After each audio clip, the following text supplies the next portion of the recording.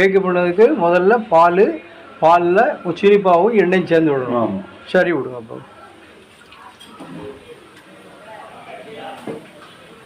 சரி அடுத்த முட்டை விட பிறகு விடுங்க.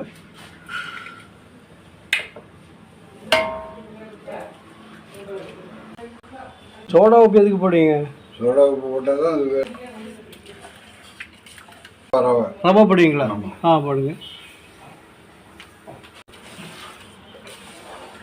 மைதா மாவா? சரி போடுங்க. நம்ம டீ கடையில் இன்னைக்கு கேக்கு போடுறாங்க. நீங்களும் கற்றுக்கிட்ட மாதிரி சொல்லி போடுறாங்க.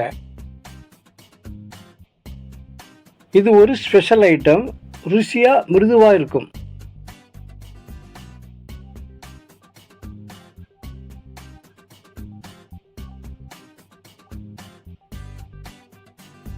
இந்த வீடியோ பிடித்திருந்தால் லைக் பண்ணி சப்ஸ்கிரைப் பண்ணுங்க.